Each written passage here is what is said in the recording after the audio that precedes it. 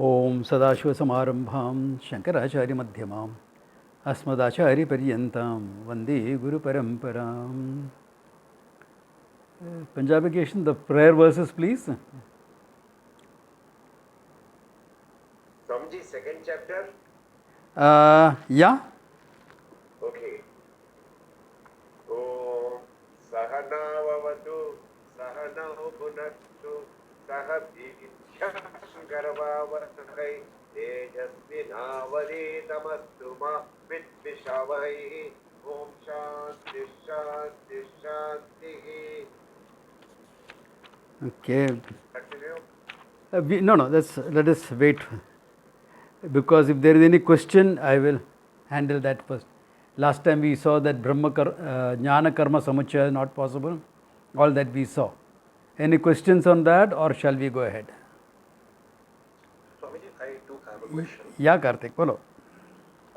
So Swamiji, last time you had covered that the Vaidika karma are of two types. One is the Nitya Naimitika karma. Yeah.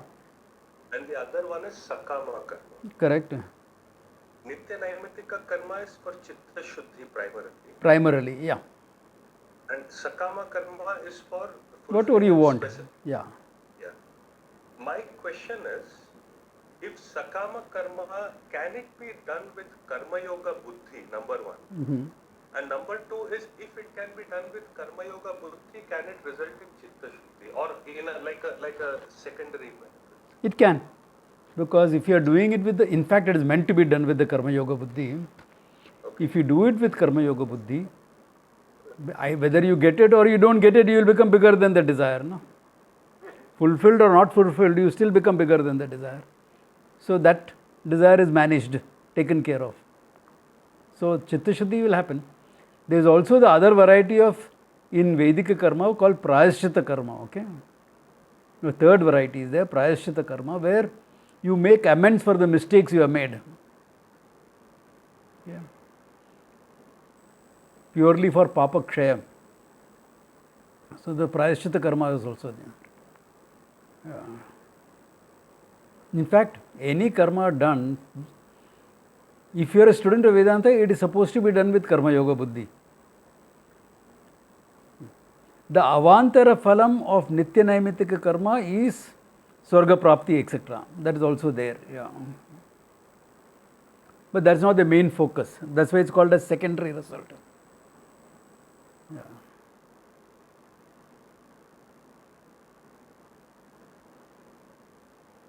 So Swamiji, in the Sakama karma, when it's done with the Karma Yoga Buddhi, Yeah.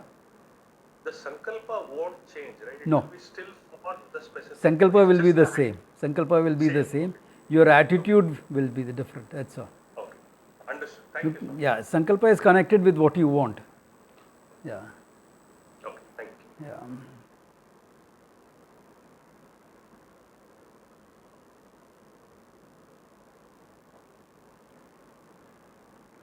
Okay, I think then we can go ahead. Punjabication, can you chant the first one so that after that we can, yeah. Upanishad Samsara Sangraha.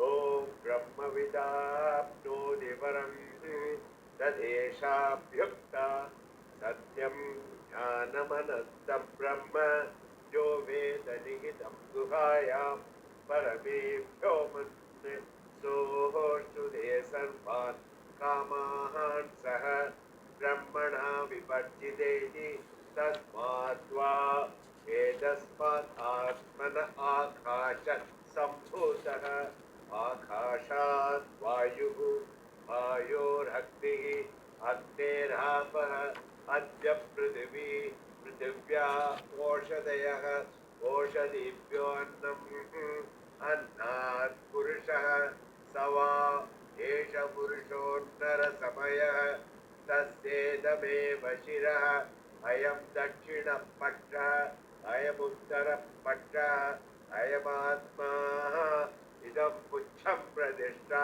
Tadapesha Sloko Bhavati. We'll take a long time for this, okay?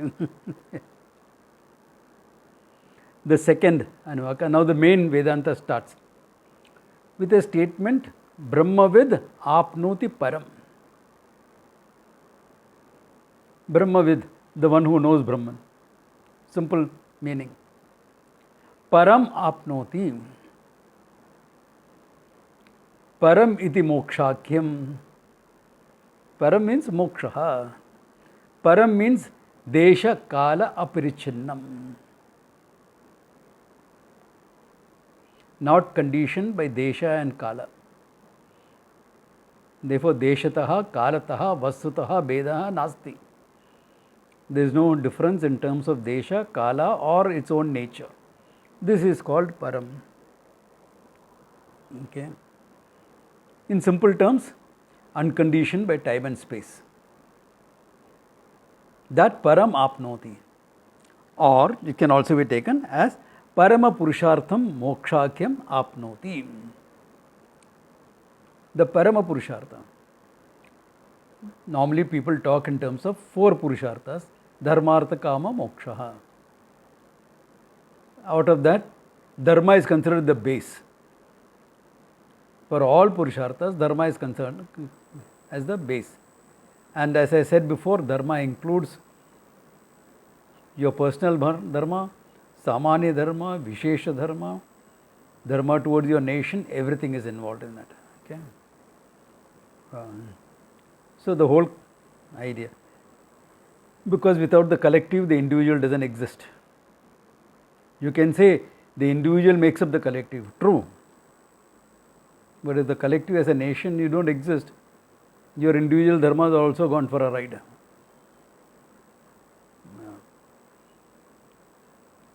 So, the collective is also important. Therefore, dharma becomes the base.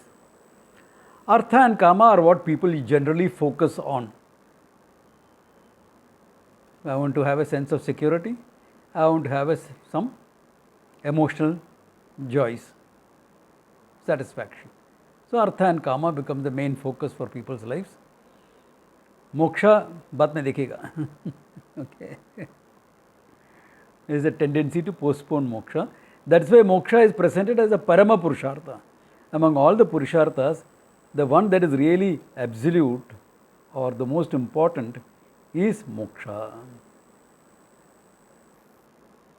If you remember what we did in Vyavasayatmaka Buddhi in the Gita, 100 desires can be brought down to half a dozen priorities. You have 100 desires. When you really look into it, it will come down to a few priorities. And if you look at what is behind the priorities, why do you want all these things? Why is it so important to you? You will find that you want is a sense of fulfillment.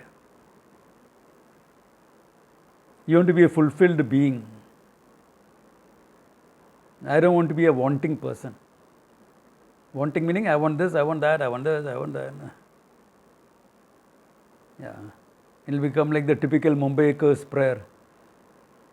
Lord, Tata ne apyo, Birla ne apyo, mane nathi apyo. You know. So, not to be like that is what I want to be. Where I am fulfilled, whether things work out or don't work out, everything is fine. This is what moksha is about. Though technically moksha is put as no more janma, freedom from karma, freedom from janma, maranam, etc. That's a technical way of putting it, because a lot of things you bring into your control, but birth and death is not in your control. Okay. You are sitting nicely in some higher loka, enjoying life, and Chitragupta comes and tells you, okay, tomorrow you're going to be born. What? Why? I just came here the other day. Other day, you came here 10 years back. Chalo. You came here 50 years back. Time ho gaya abhi.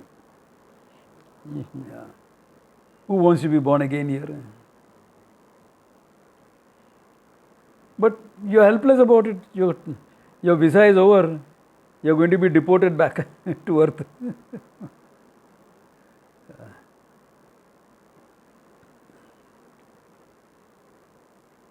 So you don't have a choice. Same way, death also you don't have a choice. So they are taken two things which is absolutely not under your control to indicate samsara. And they say freedom from this is moksha. It's a technical presentation. Yeah. Janma and Marana. Yeah.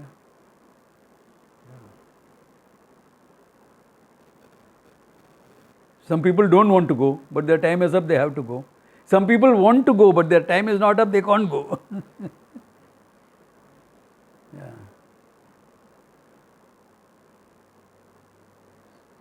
So, that is the thing. So, these two representatives taken and say freedom from Janma and Marana is moksha. Because in both there is a sense of helplessness, lack of control. So it is indicated.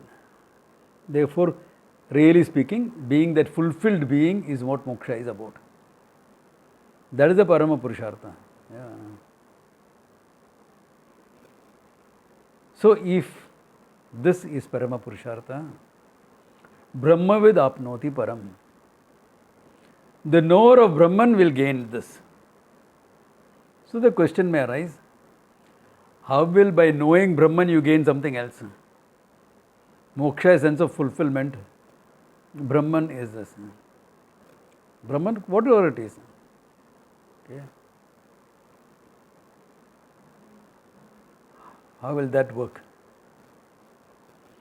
Unless Brahman is another word for moksha. Which it is not, really speaking, because Brahman, the word itself has a meaning. Multiple meanings actually. The Veda is called Brahman. A Brahmana is called Brahman. A Brahmavid is called Brahman. Veda, of course, is called Brahman. So with all this, so then you go into the meaning of the word Brahman purely etymologically. Brihad iti Brahman. Brihad is a root. Brihad meaning big. Brihat. The dhatu is Brihat. It's a dhatu. That means you are supposed to make a verb out of it.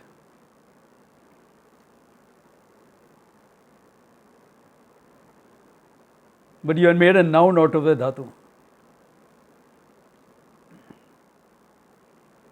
As I said before, we have seen this earlier also. The word big, even though it's an adjective, the size of the bigness will depend upon the noun that follows. Big dog, wow, that's really a mastiff, big. But it's nothing like a big elephant. It is nothing like a big mosquito. It is nothing like a big microbe. So the noun that follows will throw its weight on the adjective. As the adjective defines the noun limits the adjective as well. So they took the adjective big and made a noun out of it, the big. What is the big? Nothing to condition the bigness. This is an etymological meaning. It's almost like a hypothesis. Okay, Brihatvad Brahman is like using the word infinity in normal day-to-day language. How many stars in the sky? Infinite. How many gallons of water in the ocean? Infinite. How many hair in your head? Infinite. I mean, these are all just a general practical use of the word which has no meaning, no real meaning. It just means a very large number. What you would normally say as countless is what is taken as infinite. That you can't practically count it. All right, fine. But this says, if you know this, you will know Brahman. Brahmavid param apnoti. Which brings in another thing, which we have seen in the introduction last time. Jnanam eva tu kaivalyam. Kaivalyam is by knowledge alone. Moksha is by knowledge. Why? Because if it is something finite, you have to gain it through action. Any finite entity,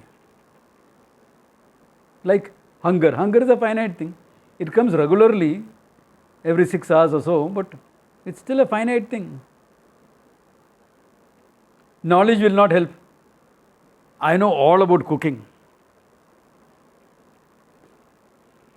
Chinese, Mexican, Mongolian, Thai, everything. I have a huge cookbooks also. Your hunger is not going to be satisfied. Minimum like Jagat, eat the cookbook. Then your hunger may be satisfied. So, aparam chet, if it's a finite thing, kartavyam, you need action for it. Knowing cooking is not going to help you.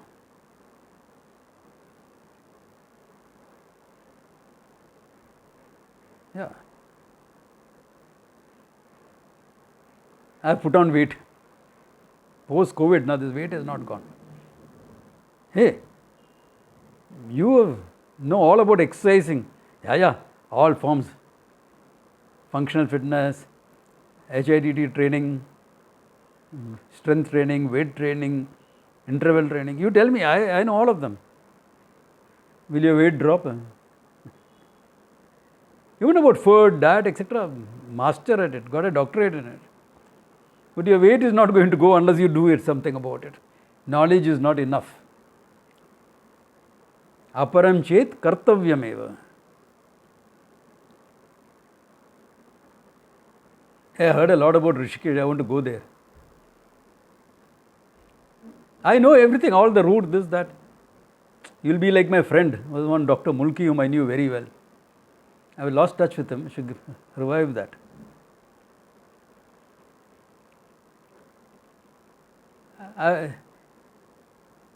No, I say, hey, I'm going to Delhi. What do you want from Delhi? Do you like something from Delhi? Yeah. Get me the Northern Railway timetable. Going to Chennai, Southern Railway timetable. I'm not joking, this is a fact. He will tell you which train starts from where, stops where, which are all the main stations. And if you tell him, hey, this station, how do I reach this place? He will give you half a dozen options. Everything he knows. But he's sitting in one place only. He's not reaching any of these places. He's not reaching any of these places because no action done. I'm not joking. If you want to planning a travel itinerary, ask him. He'll tell you everything. All options, this, that, etc. Train numbers, starting time, ending time, how many hours it will take, everything. Possible delays, all that he will tell you. Knowledge is not enough. You won't end there by just knowing it. Yeah. Because it has to be done. Now the problem is, the same logic we bring to Vedanta.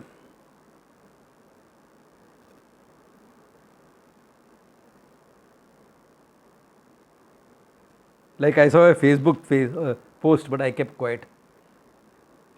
I didn't respond to it. I don't respond to everything I see. Said, my goal in life is to be an Advaitin. This guy is writing. But I don't know what to do. I am feeling low nowadays. And someone responds, pay attention to your sadhana, stay away from social media. What sadhana will you do? Stand on your head, do some japa, do some this. Another person does meditate a lot. Kya hone wala hai? Without knowing anything, what are you going to meditate on? You will be like that study group sevak who told Swami Chinmayanji, 20 years I've been meditating, nothing is happening. And Gurudeva looked at him and said, nothing will happen. Instead of understanding something from there, he got upset. Kya karu?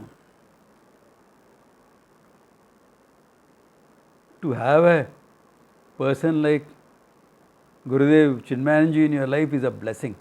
But you have to be able to take what he dishes out.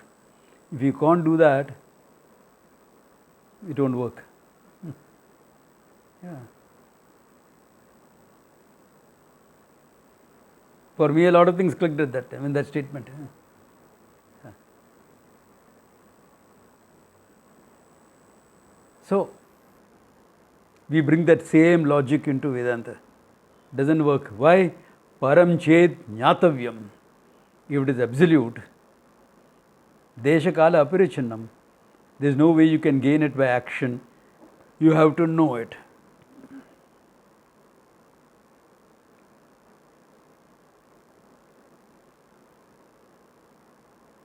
Because what are you going to do with something which is limitless?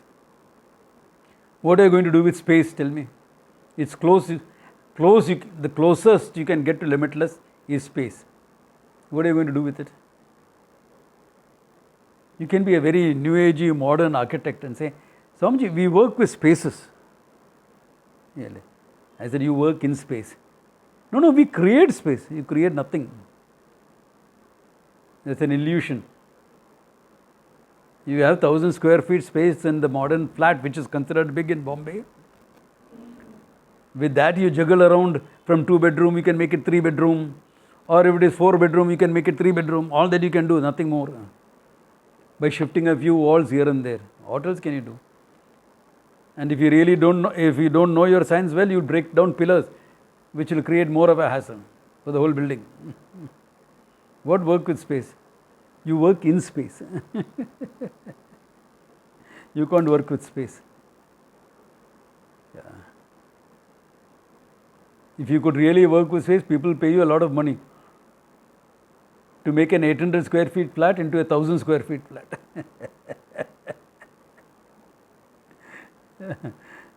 But nobody can do that. That 800 square feet will remain. You can create illusion that it looks bigger. That's good enough. That's good enough. But you don't work with space, you work in space.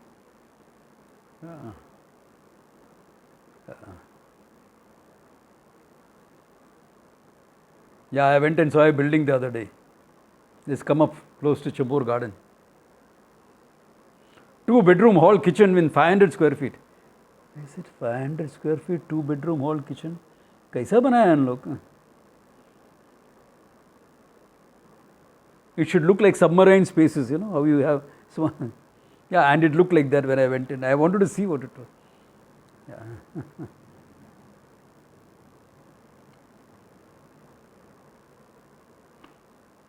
Yeah. I'm sure after some time they'll start making it out of 400 square feet also.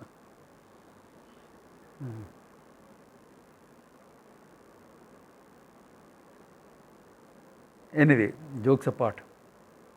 In space, you can do a lot of things. You can't do anything to space per se. Why? Param. It's almost Param.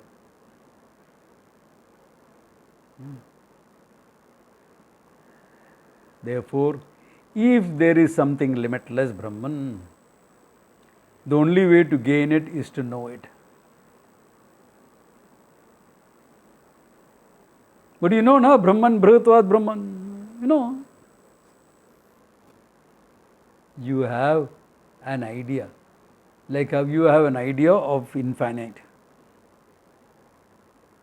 which is generally taken as a large number. So what we call as practical infinities, stars in the sky. It's a practical. What do you mean practical? A very large number that you can't count.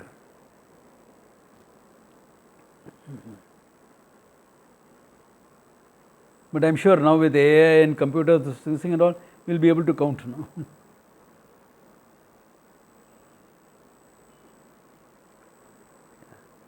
So then the question will come, what is that Brahman? Because who doesn't want Param? Who doesn't want to be a fulfilled being? Who doesn't want to be limitless? whatever happens, I am a fulfilled being. That's what I want.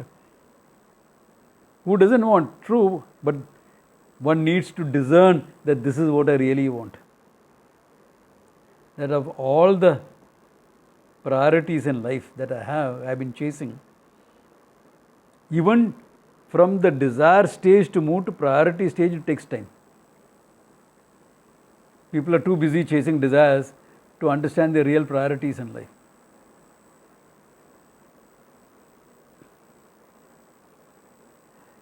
From priorities to move to the mokshecha.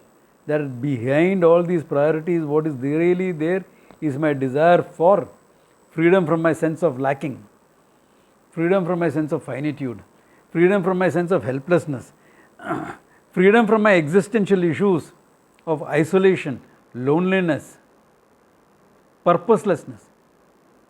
Swamiji, I got purpose, I am fulfilling all my priorities. Yeah? Finally, what does it matter? Finally, what does it matter?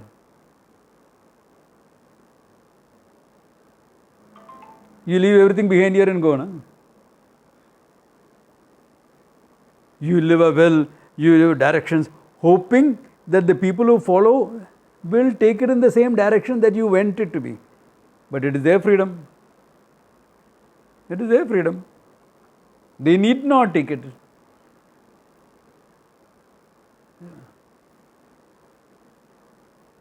Yeah, they need not, no. No, but the will is, yeah, within that there is a lot of freedom. A good legal expert can do a lot of things with that.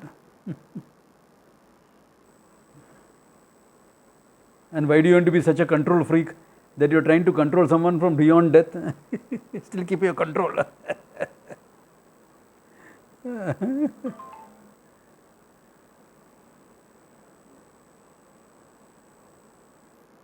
Yeah, that's being a control freak in a way.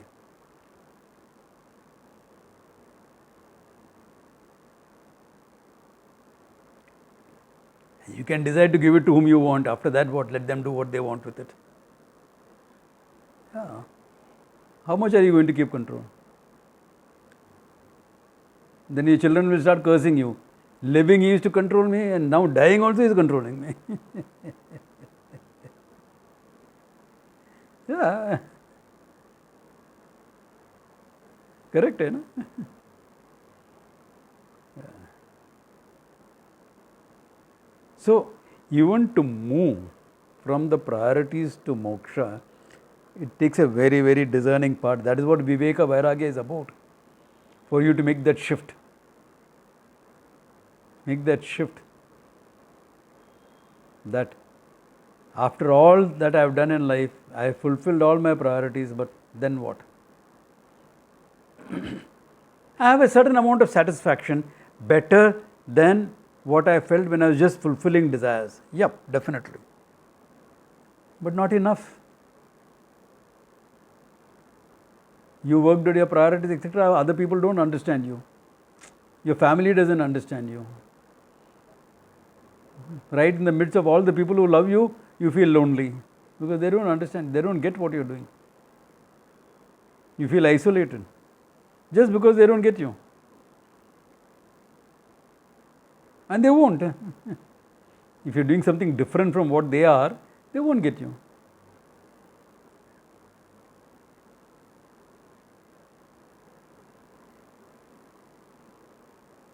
Have you read that book, Jonathan Livingston Seagull? It's a cult favorite it became. It's a beautiful book. It's worth reading.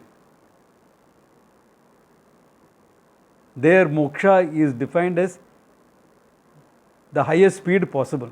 Okay? Highest speed possible will be instantaneously to be anywhere you want. So the seagull makes a breakthrough. Okay? Whatever normal seagulls have flown at, he makes a breakthrough, he makes it bigger, much faster than that. And he expects others to appreciate him. But others boycott him. Same way there are people who think, oh, I am in the study group, all of us are students of Vedanta, and I announce I am going to join the ashram. You think everybody will appreciate you? Pipe dream. But we are all looking for Vedanta. Why do you want to go and join the ashram? Everyone who's joined the ashram has faced it. Me, Uday, Geeta, everyone.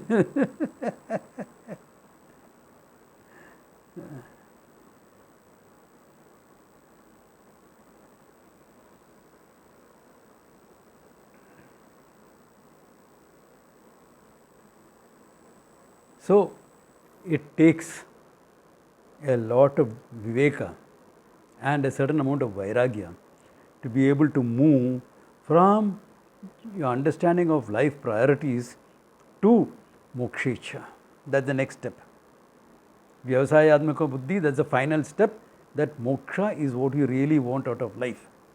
That's why I presented as a parama purushartha, as absolute purushartha, because at the back of all the purusharthas is this need to be free from your existential loneliness, from the lack of purpose. You are living by purpose, it's not somebody else's purpose.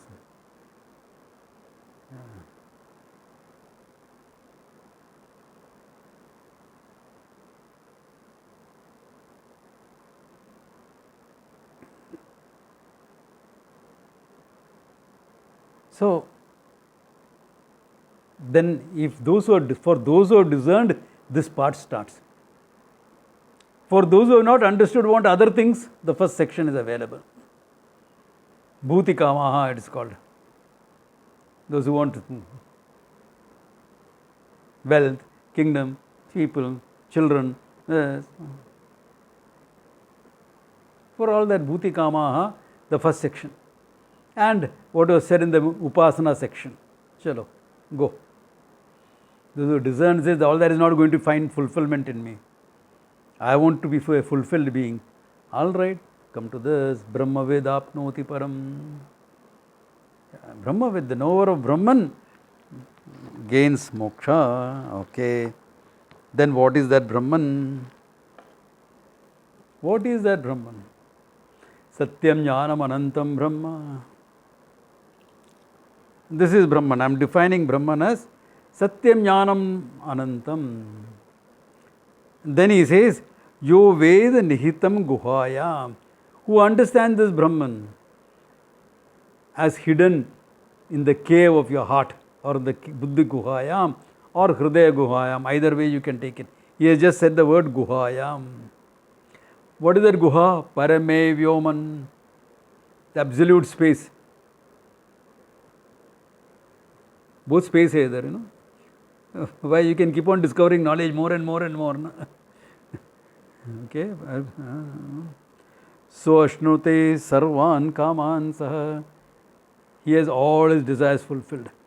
He lives as if all his desires have. Brahmana Vipaschiteti, because he is a knower of Brahman. All right. That means what? I must understand what is Satyam Jnanam Anantam Brahman. Now look at the words. There is something called Brahman. And what is that Brahman? Satyam Jnanam Anantam. Correct? When words are put like this in Sanskrit, it is called Samanadikarnyam.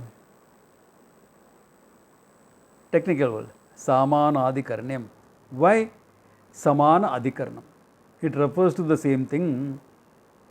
So what is the definition of Samanadikarnam, if anyone wants it? Okay. Bhinna pravarti nimittanam padanam. Words having different meanings. Bhinna pravarti, different meanings. Padanam. Samana vibhaktikanam. This is applied only in Sanskrit. Having the same case endings. Satyam, Jnanam, Anantam. All same case endings. Samana vibhakta. Ekasmin bimbe tatparyam. It has its intent on one and the same entity.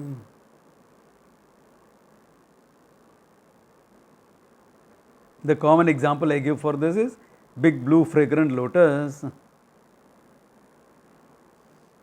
Big has its own meaning. Blue has its own meaning. Fragrant has its own meaning. But it all stands for lotus. Ekasmin bimbe tatparyam. His tatparyam, his intent is to reveal one object. There are many lotuses, but this is a big one. There are many big lotuses, but this is a blue one. There are many big blue lotuses, but this is a fragrant one. It is called Samanadhikaranyam. Binna pravarti nimittanam padanam samana vibhaktikanam ekasmin bimbe tatparyam. This is not something new. We're just defining it. This is something that you use in your day-to-day transaction all the time, isn't it? Yeah. Hey, just hand over that pen to me. Which pen? Blue pen. That blue ball pen. You do it all the time.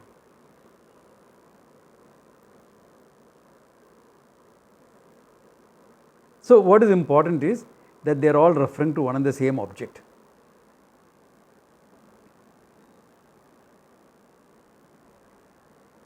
Now here comes a problem. If they refer to the same object, the words will have the meaning of the words will have an adjectival relationship. Big, blue, fragrant will become adjectives to lotus.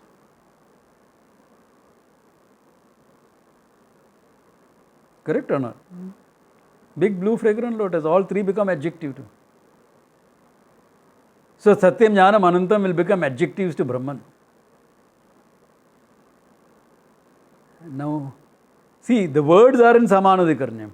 The meaning of the words becomes adjectival. So if the meaning becomes adjectival, Brahman becomes a finite entity. Brahman will become a finite entity. The more adjectives you pile up, the more finite thing becomes. Adjectives don't make it something infinite, adjective makes things finite. That's why we read books and we think we know. Atma is infinite, divine, supreme bliss. You read it half a dozen times, you also start repeating it. Atma is infinite, divine, supreme bliss. What is infinite? Everything you know is finite. What is supreme? Lux supreme. What is supreme? Supreme commander. Ayatollah Khomeini, supreme commander of the Iranian forces, is in hiding. He is afraid of his life. What is supreme? Divine, God alone knows. What is divine? God alone knows. Bliss, totally experiential. Arey, class ka baad, one nice cup of coffee. Divine, blissful. यार 8 बजे रात को coffee पीते हैं क्या? Should have something hot. But coffee is hot. No, I mean hot. Okay, that is something. Something before dinner. An aperitif. What is purely experiential. So what have you understood out of all that? Piling up of adjectives? Nothing. It's important to understand that adjective is meant to make a thing finite. Itirebhya sarvebhya vyavartakam visheshanam. Vyavartakam iti visheshanam. That which distinguishes something from everything else is called an adjective. So the more adjectives, the more finite it becomes. You have not said anything. If you have not said anything, infinite possibilities exist. Then you make a statement. What is there, for example, today in my class? Okay.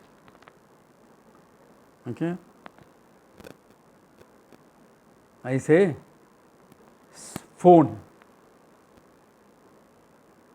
I say phone. So not trees, not sun and the moon and the skies. Look at it. One word So many things is excluded. Then phone can mean an intercom, it can mean a landline. No. I add one adjective, cell phone.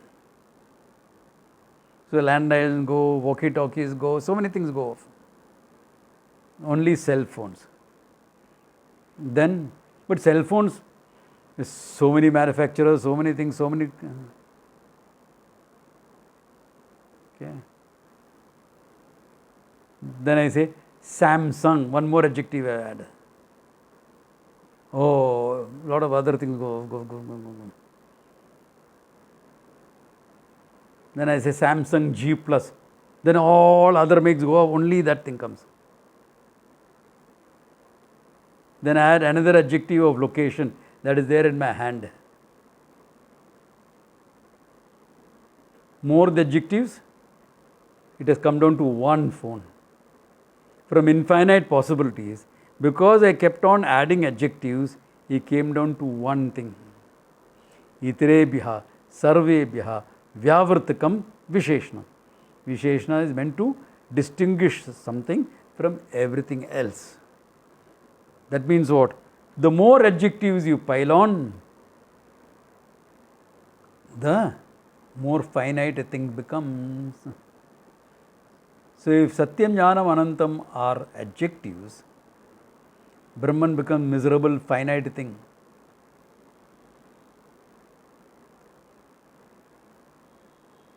Big guy. Eh?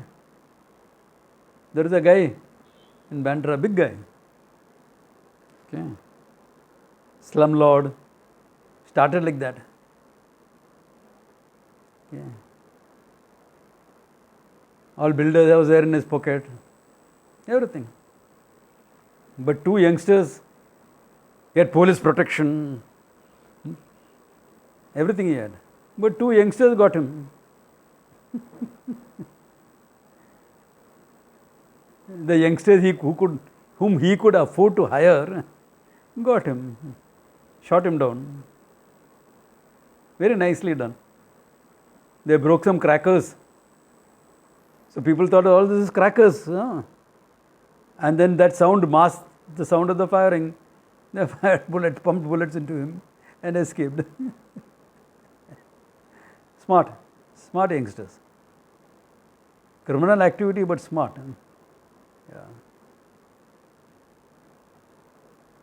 So what happened to all his might? Karma got him. When his time is up, your time is up. Yeah. When your time is up, your time is up. That's it. So Brahman also will become like that. Some finite entity somewhere. Why there are so many adjectives piled on. And when you look at the adjectival relationship, you find that it is not a possibility. Like if I give the example of big blue fragrant lotus, it's a clean possibility, isn't it? What is big is blue, what is blue is fragrant, and all these three applies to lotus. So you can have a big lotus, you can have a blue lotus, you can have a fragrant lotus. You can have all three adjectives in one lotus. It is feasible.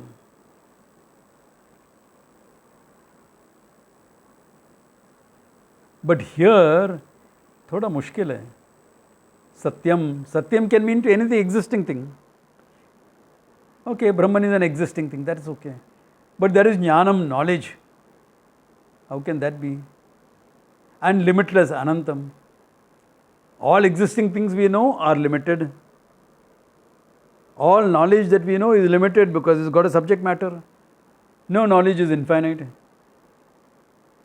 Because it's a subject matter. What is the subject matter of that knowledge? Yeah. Even if you talk about it as a discipline, when you say no, knowledge is infinite, you only mean practically one person cannot get everything. That's all you mean.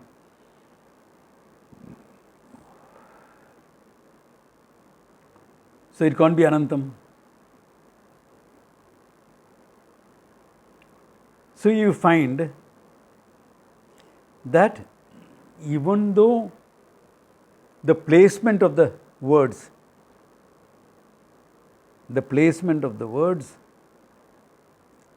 gives rise to the possibility of an adjectival relationship. Here it is not working.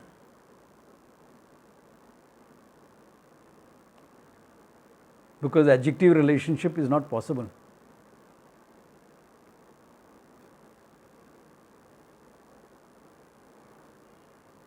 It is like saying Samsung cell phone that is limitless. What is limitless about it? It's a cell phone. It's limited to cell phone functioning. Even storage is not limitless. It's a lot of storage, 128 GB. Why do you need that much storage? Correct, you don't need it. But it's only 128 GB, it's not limitless.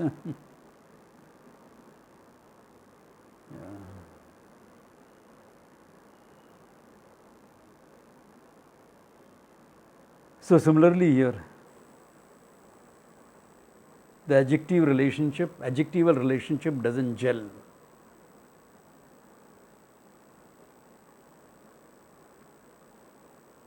So if it doesn't gel,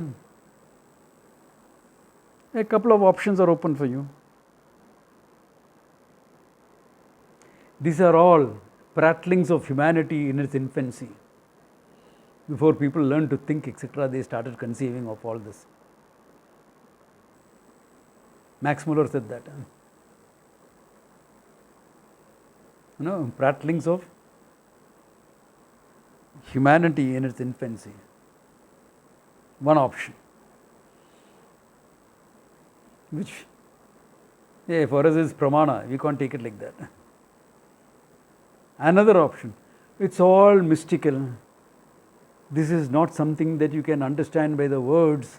You have to contemplate on these words, and in that deep process of meditation, the meaning will be clear for you. ये तो पहुंचेला महात्मा है.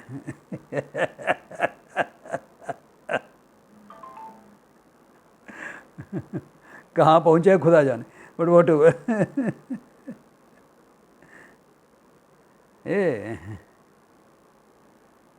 पहला ही बोलने का था ना, just meditate, finished, sit down, quiet in your mind.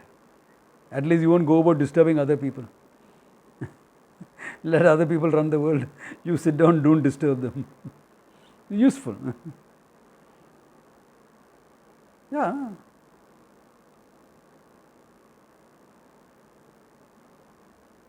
You can make the whole thing very mystical. This is what many teachers do.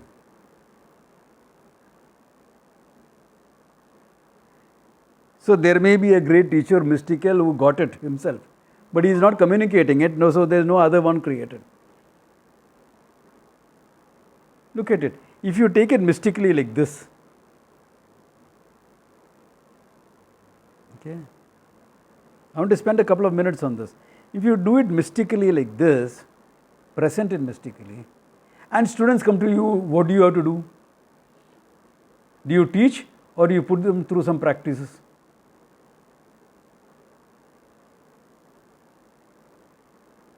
To be able to take off into that higher realm of spirituality, you have to get your mind ready with all these practices. Do this kriya, do that kriya, do this mudra, do that mudra, do this, and this pranayama, that pranayama. How can you talk about it? You are not trying. I had done about 100 different pranayamas. I practiced to see what it is. And quite a few meditations also. And I know one thing, without practicing any of these things, if the result of a practice is finite, nahi chahiye. If the result of a practice is finite, what are you going to give me? It's a beautiful experience. Hey, been there, done that. I had a lot of experiences in life. The good, the bad, the ugly, I have experienced all that. Yeah. One more experience I am not interested in. Why? I had so much of experiences. I lived a full life. So one more experience, what is going to do to me? I mean, really, what is it going to do to me? I'm still the same guy, na? No, every experience transforms you. So I got fed up of transformation. Transformation is samsara. Unless you want to become Transformers, the movie. Transformation. Becoming something. That becoming is samsara. हमें ये बनाना है, वो बनाना है, ये बनाना है. There is a prime minister who keeps speaking like that. And they used to jokingly refer to India as banana republic. Why everywhere he goes he is speaking, हमें ये बनाना है, वो बनाना है. क्या बनाया? कुछ नहीं. And he kept talking about banana hai, banana hai, banana hai.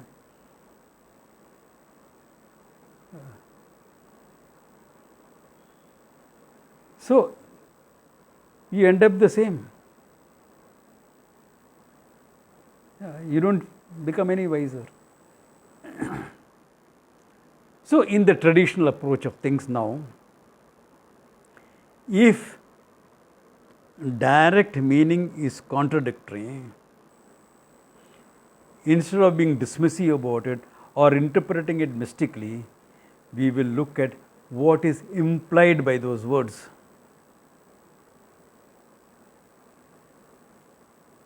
What is implied by those words?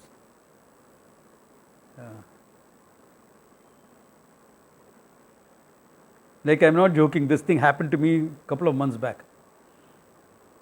Okay. Mid-morning I had gone out for something and come back.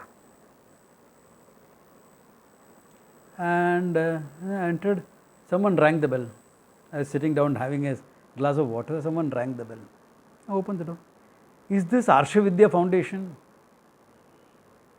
Yeah, I mean, the registered office is my place. So, yeah. You know, I heard there are two teachers in Arsha Vidya Foundation. One is Brahma Vidananda and one is Brahma Prajnananda. I am looking for them. The young couple standing out says, I said, Swam Brahma Vidananda. You're looking at the guy you're looking for. He said, oh, you're Brahma Vidananda. Yeah. No, I heard Brahma Vidananda was a teacher. You're not dressed in saffron or anything. You're just wearing a t-shirt and a dhoti. Then what do you expect a teacher to be sitting at home with? Always dressed out, formally. I don't even wear a shirt. I wore the t-shirt because somebody rang the bell. Too hot in Bombay to wear. I think I should keep an Angavastram handy, Upavastram handy. And people will believe, garma hai.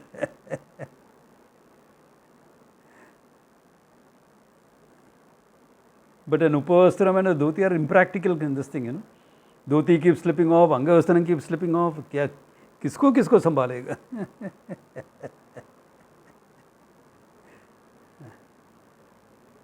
So, if his image is like that, and what he is seeing in front does not fit that image,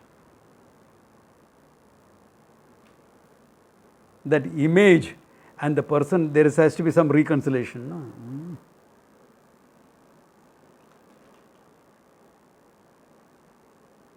I mean, it can happen. Yeah.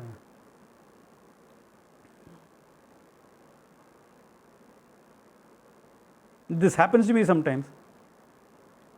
There was this guys from MP who wanted to meet me. Okay, they were connected with the government in Madhya Pradesh. And they were looking for Swami Brahma Vidananda to give a talk on Adhyasa Bhashya. I said, sure, somebody would like to meet you and talk to you first. I said, where are you guys? Oh, we are staying in IIT Bombay. I said, tomorrow is Saturday, I am in IIT Bombay. Oh, you have a session here? I said, yeah. Come to the gym. I am there between 11 and 1 o'clock, I am there. You can come. No? Oh, Swamiji, that will be so nice because. Then he came to the gym. Now that class is a Tai Chi class. You expect me to be in my dhoti? I mean, I can practice in the Tai Chi, I can practice martial arts also in my dhoti. No problems for me. But for the people who are learning from me, for them is a problem. They won't see how my leg is moving and I have to show them how the leg movement happens. So they came, this Swami Brahmavidananda. So someone said, yeah, there he is. He's demonstrating there. Is this the guy who's going to talk on Adhyasa Bhashya? The guy is wearing a t-shirt and a track pant. It's more or less orange color. More or less orange color. But he's demonstrating martial art moves. Yeah, Adhyasa Bhashya kya karega? But then they came up to me. Swami Brahmavidananda. I said, yes. Oh, okay. I said, you all must be from MP, right? Yeah. He spoke to you on the phone. I said, okay. That means again the same thing. Can you see? You have to reconcile that. The image you have in your mind and the reality in front.